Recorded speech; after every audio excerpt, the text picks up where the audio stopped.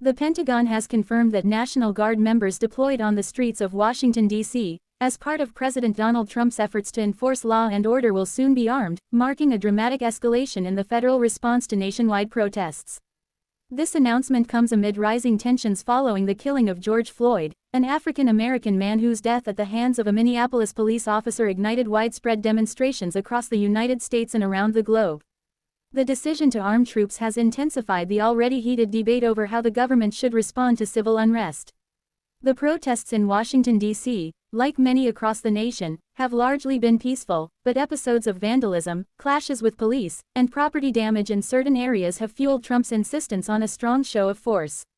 The president has repeatedly declared himself the law and order leader, calling on officials to dominate the streets, language that has drawn criticism from civil rights groups, opposition lawmakers, and even former military leaders who warn that the rhetoric risks stoking further conflict rather than calming it. National Guard officials say the move to provide firearms and live ammunition is designed to enhance security and deter potential violence. They insist that strict rules of engagement will govern the use of force, emphasizing that soldiers are expected to exercise restraint. However, images of military personnel already positioned at iconic sites like the Lincoln Memorial have sparked comparisons to authoritarian crackdowns abroad, raising questions about whether the U.S. government is militarizing a domestic protest movement rather than addressing its core grievances. For protesters, the arrival of armed troops in the nation's capital has become a powerful symbol of resistance. Demonstrators continue to gather in large numbers, chanting for justice and demanding systemic reform in policing. Many argue that the government's show of force demonstrates its unwillingness to listen to communities calling for change. Civil rights organizations have warned that arming soldiers could intimidate peaceful demonstrators and escalate confrontations unnecessarily, recalling tragic incidents from the past such as the Kent State shootings in 1970, when National Guard troops opened fire on student protesters, killing 4. Inside the Pentagon, the decision has not been without controversy. Defense Secretary Mark Esper has publicly voiced opposition to invoking the Insurrection Act, which would allow active-duty military forces to be deployed against civilians, signaling divisions within the administration over how far to go. Senior military leaders have emphasized that the Guard should act as a stabilizing force, not an instrument of intimidation. Yet the confirmation that troops will be armed shows the pressure the Pentagon faces to balance Trump's demands with its own concerns about maintaining public trust. The legal context also adds complexity. Unlike in the states, where governors control National Guard units, Washington, D.C.'s Guard is under federal authority, giving the president direct influence over its deployment.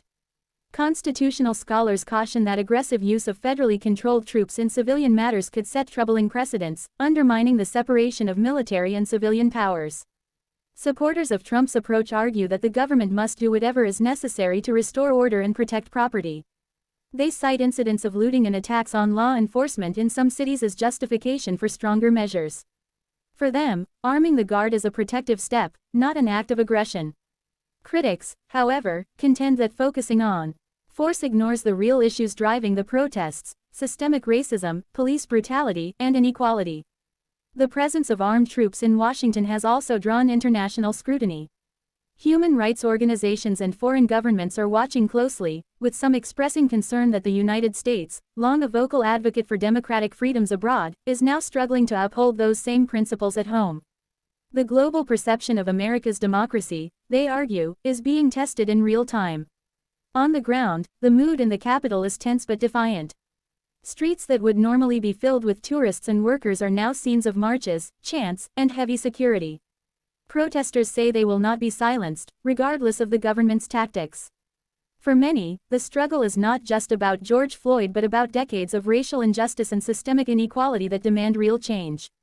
As the Pentagon prepares to arm the Guard, the central question remains whether this show of force will bring stability or deepen divisions. History suggests that military deployments in moments of civil unrest can have lasting consequences. While officials insist this move is a temporary measure to protect the city, critics fear it represents a dangerous shift in how America deals with dissent. Ultimately, the decision to arm National Guard troops in Washington underscores the gravity of the moment. It highlights a nation at a crossroads, torn between competing visions of security, justice, and democracy. Whether the United States emerges from this crisis with a renewed commitment to civil rights or further entrenched in polarization will depend on how leaders choose to respond, not just with weapons, but with dialogue, accountability, and meaningful reform.